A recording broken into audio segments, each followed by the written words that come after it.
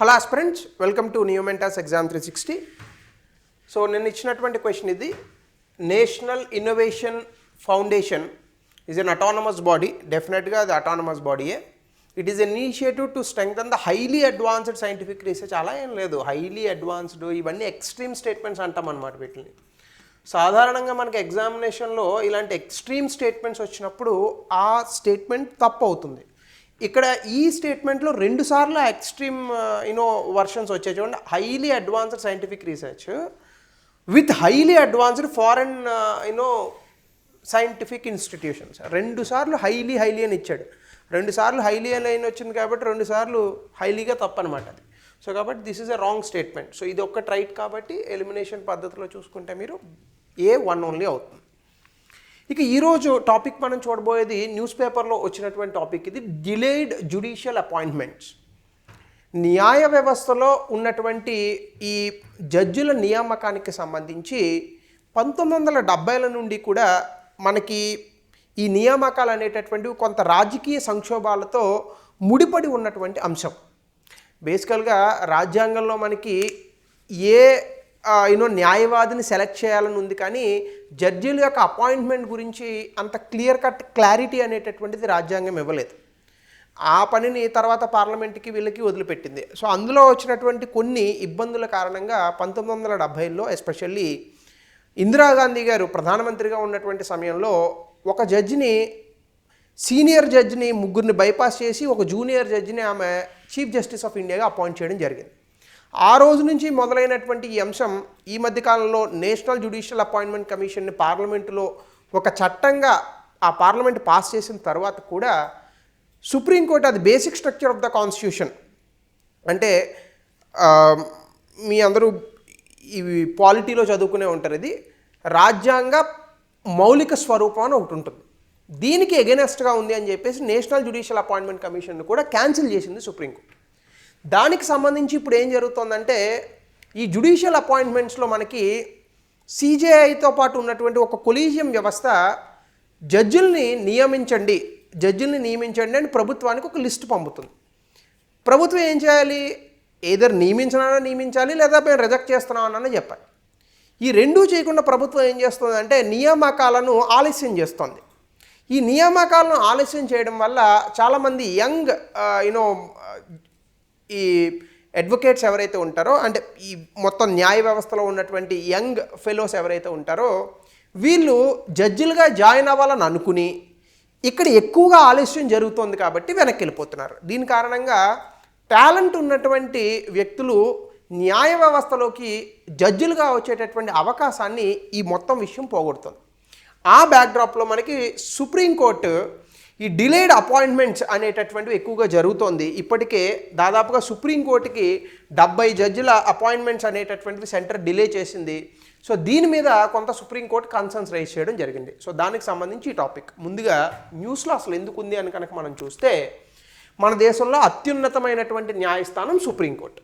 ఈ సుప్రీంకోర్టు ఇటీవల కాలంలో ఫ్రెష్ టాలెంట్ ఎక్కువగా, అంటే చాలా యంగ్గా ఉన్నటువంటి ఎవరైతే వ్యక్తులు ఈ న్యాయ వ్యవస్థలో తమ తాలూకా సేవలను అందిద్దామని అనుకుంటున్నారో, కేంద్ర ప్రభుత్వం జడ్జిల నియామకాలకు సంబంధించి చేసేటటువంటి జాప్యం కారణంగా ఈ యంగ్ టాలెంట్ అనేటటువంటిది న్యాయ వ్యవస్థకు దూరం అవుతోంది అని తన తాలూకా ఈ కన్సర్న్ని సుప్రీంకోర్టు చెప్పడం జరిగింది. దాంతో పాటు ఇంకోటి ఏం చెప్పిందంటే, హైకోర్టులో జడ్జిల నియామకాలకు సంబంధించి ఏవైతే సుప్రీంకోర్టు పంపించినటువంటి లిస్ట్ ఉందో దీన్ని కేంద్ర ప్రభుత్వం జాప్యం చేస్తోంది. ఆ కారణంగా దీనికి వచ్చినటువంటి అప్లికేషన్స్ ఏవైతే ఉన్నాయో వాటిని విత్డ్రా చేసేసుకుంటున్నారు. అంటే ఎవరెవరైతే వ్యక్తులు మేము జడ్జిలుగా జాయిన్ అవ్వాలని అర్జీ పెట్టుకున్నటువంటి వ్యక్తులు ఎవరైతే ఉంటారో వీళ్ళ పేర్లను సుప్రీంకోర్టు తాలూకా కొలీజియం వ్యవస్థ ఏదైతే ఉందో ఈ కొలీజియం వ్యవస్థ ప్రెసిడెంట్కి పంపించినప్పుడు కేంద్ర ప్రభుత్వం దాని మీద నిర్ణయాలు తీసుకుంటుంది. ఈ నిర్ణయాలు జాప్యం ఉన్నటువంటి కారణంగా ఈ జడ్జిల పొజిషన్కి వచ్చేటటువంటి వ్యక్తులు వెనక్కి వెళ్ళిపోతున్నారు. దీనికి సంబంధించి అటార్నీ జనరల్ ఆఫ్ ఇండియాకి directed to provide updates on the pending judicial appointments October 9, 2023 వరకు ఎన్ని పెండింగ్ అపాయింట్మెంట్స్ అనేటటువంటివి కేంద్ర ప్రభుత్వం జాప్యం చేసిందో దీని మీద మాకు ఒక వివరణ ఇవ్వండి అంటూ సుప్రీంకోర్టు అటార్నీ జనరల్ ఆఫ్ ఇండియాకి చెప్పడం జరిగింది. ఇది న్యూస్లో ఉన్నటువంటి అంశం. ఇందులోకి కనుక మనం వెళ్ళాలి అని అనుకుంటే కొన్ని బేసిక్ టాపిక్స్ ఆఫ్ ద పాలిటీని మనం అర్థం చేసుకోవాల్సి ఉంటుంది. ముఖ్యంగా ఆర్టికల్ 124 భారత రాజ్యాంగాన్ని కనుక మనం పరిశీలిస్తే సుప్రీంకోర్ట్ ఆఫ్ ఇండియా అంటే మన దేశంలో ఉన్నటువంటి అత్యున్నత న్యాయస్థానానికి ఒక చీఫ్ జస్టిస్ ఆఫ్ ఇండియా ఉండాలి, అంటే ప్రధాన న్యాయమూర్తి ఉండాలి. ఇంకా ఏవో ఎక్స్టెన్షన్ ఉంటుంది, మనకు అది అవసరం లేదు. దాంతోపాటుగా సుప్రీంకోర్టులో ప్రధాన న్యాయమూర్తితో పాటుగా ఇతర న్యాయమూర్తులు కూడా ఉంటారు కాబట్టి వాళ్ళని సుప్రీంకోర్టు న్యాయమూర్తులు అని అంటాం. వీళ్ళని ఎలా నియమించాలి అంటే వీళ్ళని రాష్ట్రపతి నియమిస్తాడు లేదా నియమిస్తారు under his hand and seal after consultation. ఈ కన్సల్టేషన్ అనే పదం దగ్గర కొంత ఇబ్బంది వచ్చింది, అది నేను మీకు చెప్తాను. After consultation with the judges of supreme court and the high court in the states as the president may deem necessary for the purpose and shall hold office until he attains the age of 65 years. 65 సంవత్సరాల వయసు వచ్చేంత వరకు కూడా ఈ వ్యక్తులు వాళ్ళ తాలూకా పొజిషన్స్లో continue అవుతారు. అయితే జడ్జిల నియామకాలకు సంబంధించి ప్రెసిడెంట్ వాళ్ళని నియమించే ముందు సుప్రీంకోర్టు జడ్జిల్ని, హైకోర్టు అయితే హైకోర్టు తాలూకా జడ్జిల్ని కన్సల్ట్ చేయాల్సి ఉంది. మొత్తం ఇబ్బంది అంతా ఇంకో ఈ పాయింట్లో వచ్చింది. ఏంటి ఈ పాయింట్లో వచ్చినటువంటి ఇబ్బంది? మన దేశంలో 1950 నుంచి 1973 వరకు ఈ దేశాన్ని రాష్ట్రాలతో పాటుగా కేంద్రంలో ఎక్కువగా పరిపాలించినటువంటి పార్టీ కాంగ్రెస్ పార్టీ. అయితే 1970ల్లో మనకి కొంత రాజకీయ సంక్షోభం అనేటటువంటిది ఏర్పడింది. ముఖ్యంగా 1964లో లాల్ బహదూర్ శాస్త్రి గారి మరణం తర్వాత దేశాన్ని ఎవరు ముందుకు నడిపించాలి, ప్రధానమంత్రి ఎవరు అవ్వాలి అనేటటువంటి అంశం పైన కాంగ్రెస్లో కొన్ని ఇబ్బందులు అనేటటువంటివి రాజకీయ ఇబ్బందులు తలెత్తాయి. ఆ రాజకీయ ఇబ్బందుల్ని పక్కకు తప్పిస్తూ నెహ్రూ గారి డాటర్ అయినటువంటి ఇందిరాగాంధీ గారు ప్రధానమంత్రి అయ్యారు. ప్రధానమంత్రి అయిన తర్వాత కార్యనిర్వాహక వ్యవస్థ అంటే మనకు ఉన్నటువంటి ఎగ్జిక్యూటివ్ అనేటటువంటిది ఏదైతే ఉందో, సాధారణంగా మనకి ప్రజాస్వామ్యానికి 3 స్తంభాలు ఉంటాయి: శాసన వ్యవస్థ, కార్యనిర్వాహక వ్యవస్థ, న్యాయ వ్యవస్థ. Legislature, executive, judiciary. ఈ కార్యనిర్వాహక వ్యవస్థ అంటే ఎవరు? మినిస్టర్సు, కౌన్సిల్ ఆఫ్ మినిస్టర్సు, ప్రధానమంత్రి, వీళ్ళు కార్యనిర్వాహక వ్యవస్థ అవుతారు. ఈ కార్యనిర్వాహక వ్యవస్థకి జ్యుడిషియరీ, న్యాయ వ్యవస్థకి కొన్ని ఇబ్బందులు అనేటటువంటివి తలెత్తాయి. వీళ్ళు చేసేటటువంటి చట్టాలను న్యాయ వ్యవస్థ ఇంటర్ప్రెట్ చేయాలి కాబట్టి ఈ చట్టాలు ఏవైనా రాజ్యాంగ పరిధిని దాటిపోతూ ఉంటే జ్యుడిషియరీ వాటిని కొట్టేసేది. సో జ్యుడిషియరీకి ఇంత అధికారం ఇవ్వడం ఏంటి అనేటటువంటి అంశం పైన కార్యనిర్వాహక వ్యవస్థకి జ్యుడిషియరీకి కొంత గొడవలు జరిగినటువంటి మాట వాస్తవం. అందులోనే భాగంగా 1950 నుంచి 1973 వరకు సుప్రీంకోర్టు ప్రధాన న్యాయమూర్తిగా ఎవరైతే దేశంలో సీనియర్ జడ్జి ఉంటారో, అంటే అప్పటి వరకు సుప్రీంకోర్టులో ఎవరైతే సీనియర్ జడ్జిగా వ్యవహరిస్తారో ఆ వ్యక్తినే మనం సుప్రీంకోర్టు న్యాయమూర్తిగా నియమించేవాళ్ళం. కానీ 1973వ సంవత్సరంలో ఏఎన్ రే అనేటటువంటి వ్యక్తిని 3 సీనియర్ జడ్జిల్ని పక్కకి తోసేస్తూ ఇందిరాగాంధీ గారు ఈ ఏఎన్ రే అనేటటువంటి వ్యక్తిని సుప్రీంకోర్టు ప్రధాన న్యాయమూర్తిగా అపాయింట్ చేశారు. ఎందుకు అపాయింట్ చేశారు? కేంద్ర ప్రభుత్వం చేస్తున్నటువంటి చట్టాలను రాజ్యాంగ పరిధి దాటిపోతోంది అని సుప్రీంకోర్టు కొట్టేస్తోంది కాబట్టి ఇటువంటి అడ్డంకులు భవిష్యత్తులో రాకుండా ఉండడానికి మనం నియమించినటువంటి ఒక జడ్జి కనుక సుప్రీంకోర్టులో కనుక ఉంటే ఈ రకమైనటువంటి ఇబ్బందులు రాకుండా మన తాలూకా చట్టాలు మన ఇష్టానుసారం చేసుకోవచ్చు అని కొంతమంది తాలూకా ఆలోచన ఉందని కొంతమంది కమెంట్స్ అనేటటువంటివి చేశారు. కొంతవరకు వాస్తవం ఇది.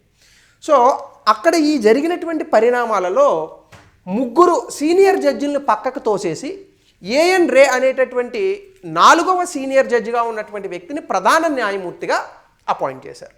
సో దాదాపుగా 23 సంవత్సరాల పాటు ఉన్నటువంటి సాంప్రదాయాన్ని పక్కకి తోస్తూ జూనియర్గా ఉన్నటువంటి వ్యక్తిని సీనియర్ జడ్జిగా, అది కూడా సుప్రీంకోర్టు ప్రధాన న్యాయమూర్తిగా అపాయింట్ చేయడం ఎంతవరకు సమంజసం?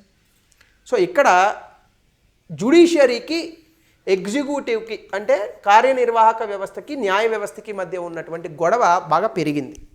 1977లో ఇదే రకంగా ఎంయు బెగ్ అనేటటువంటి వ్యక్తిని కూడా ఏఎన్ రే ఎలా అయితే అపాయింట్ చేశారో ఆ మాదిరిగానే 1977లో కూడా మళ్ళీ ఇందిరాగాంధీ గారి ప్రభుత్వం అలా అపాయింట్ చేయడం జరిగింది. సో దీనివల్ల వీళ్ళిద్దరికీ గొడవ స్టార్ట్ అయింది. సో ఇప్పుడు ఒక విషయం బయటకు వచ్చింది. అసలు జడ్జిల నియామకం రాజ్యాంగంలో ఎలా చెప్పారు? జడ్జిల తాలూకా నియామకం. అసలు రాజ్యాంగం ఏం చెప్తోంది అంటే కాన్స్టిట్యూషన్ ఏం చెప్తోంది? మీ ఇష్టానుసారం మీకు నచ్చినోని పెట్టుకుంటే ఎట్లా? ఇప్పుడు ప్రభుత్వానికి ఒక వ్యక్తిని వచ్చారనుకోండి, ఆ వ్యక్తిని తీసుకెళ్ళి ఇతను ఐఏఎస్ ఆఫీసర్ని చేస్తున్నాను, ఇతను ఇంకోటి చేస్తున్నాను అంటే ఎట్లా? అలా ఉండకూడదు కదా. We have to follow the rule. That is the reason why we have made something as constitution. Constitution is nothing but set of rules and guidelines which every one has to follow. That might be a person, an individual in the society, that might be a lawyer, or that might be a politician, or that might be a rickshaw puller, or that might be a district collector. It doesn't matter. Everyone has to follow the rules of the constitution కదా.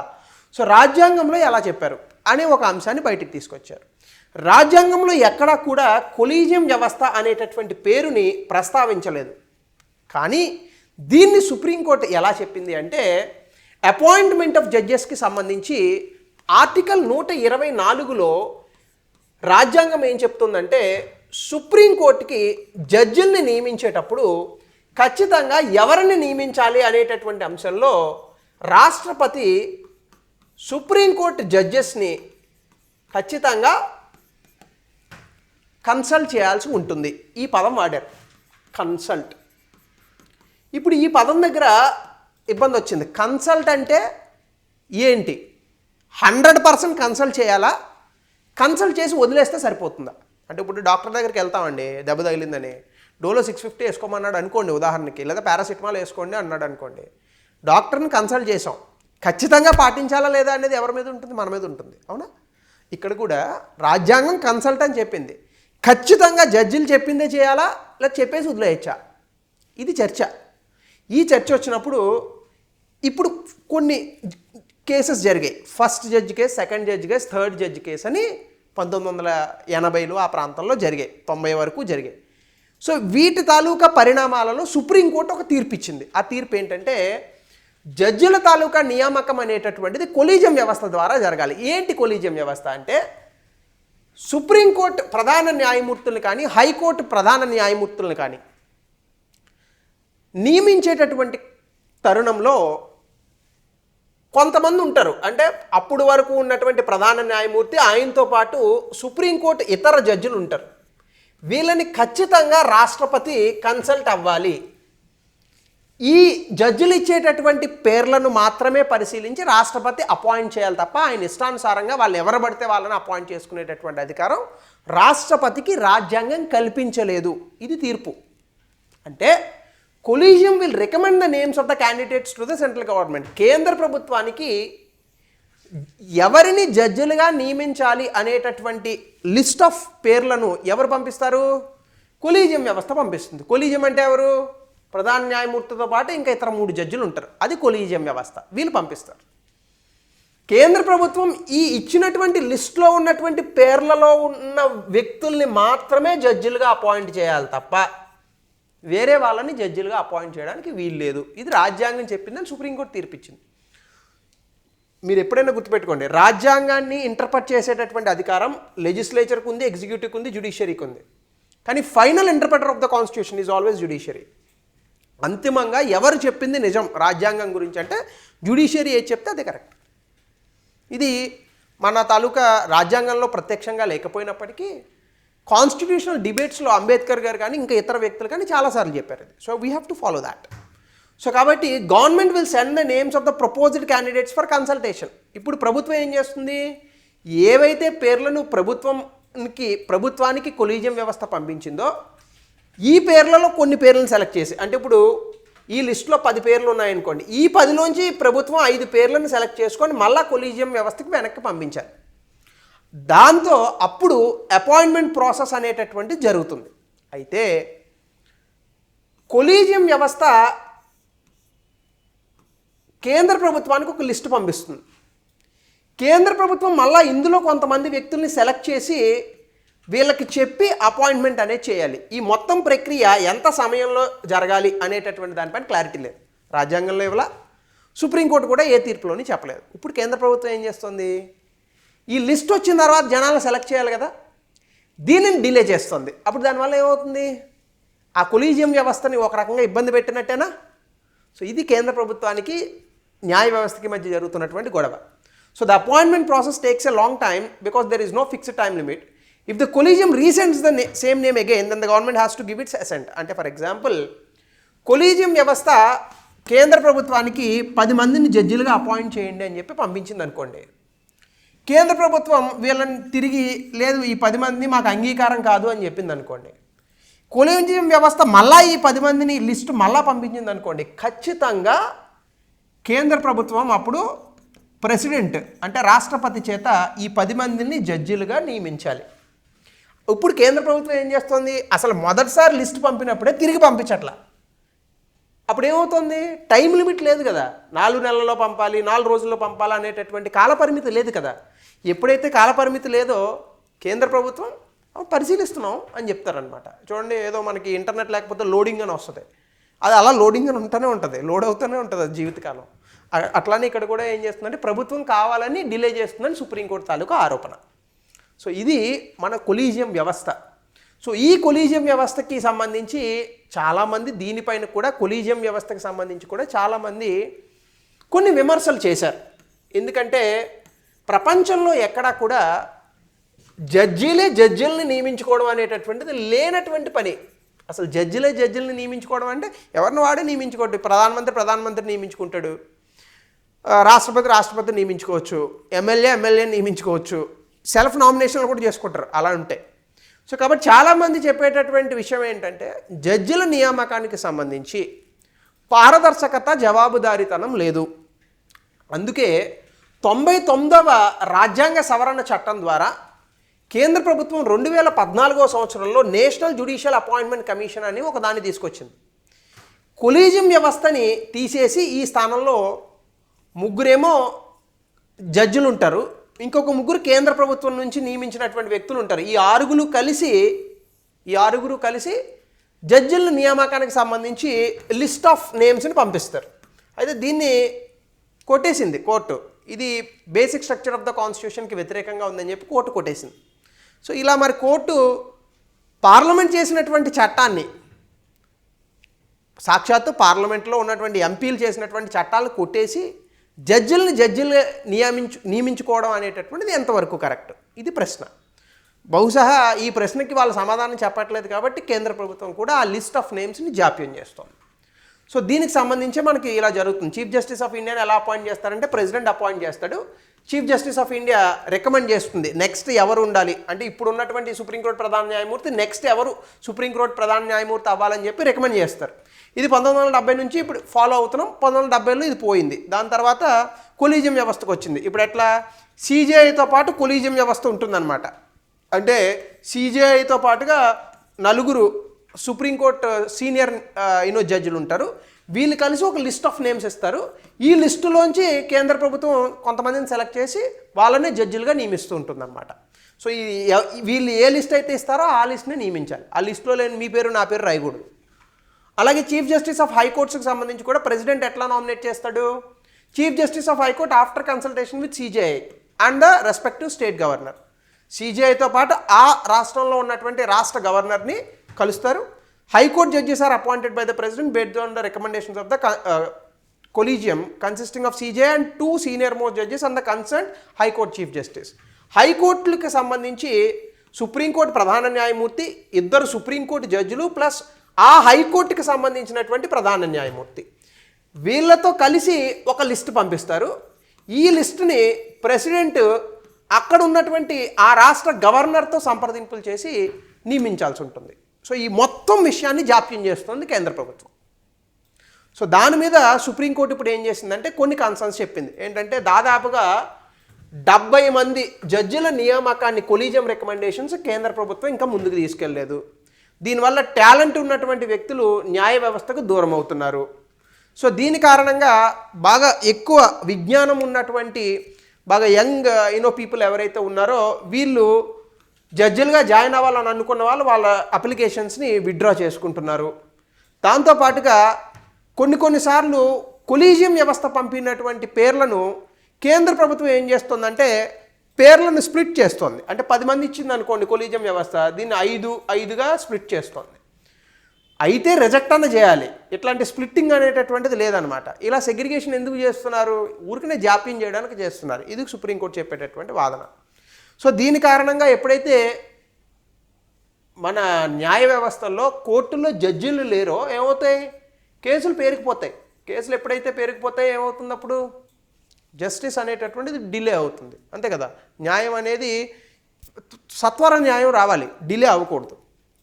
అలాగే దీనికి సంబంధించి memorandum of procedure అనేటటువంటిది ఉంటుంది.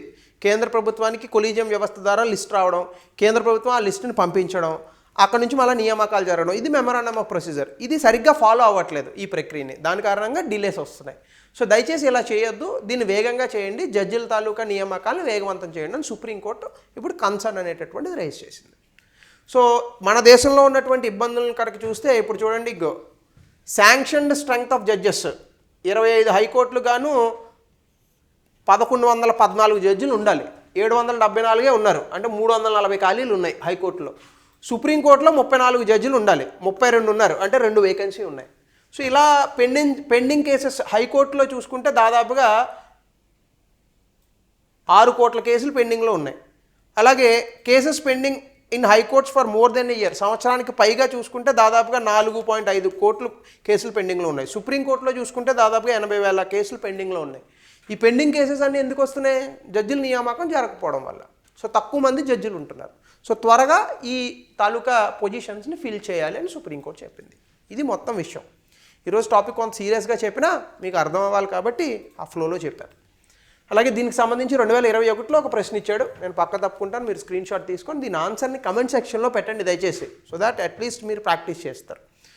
అలాగే భారతదేశంలో ఉన్నత న్యాయ వ్యవస్థకు చెందిన న్యాయమూర్తుల నియామకానికి సంబంధించి నేషనల్ జ్యుడిషియల్ అపాయింట్మెంట్స్ కమిషన్ చట్టం 2014 పై సుప్రీంకోర్టు ఇచ్చిన తీర్పును విమర్శనాత్మకంగా పరిశీలించండి. 2017లో ఇచ్చినటువంటి మెయిన్స్ క్వశ్చన్ ఇది. So try to give the answer for this. అది ఈరోజు తాలూకా జ్యుడిషియల్ అపాయింట్మెంట్స్ డిలే గురించి చెప్పినటువంటి అంశం. So thank you. మరొక కొత్త టాపిక్తో విల్ మీట్ టుమారో.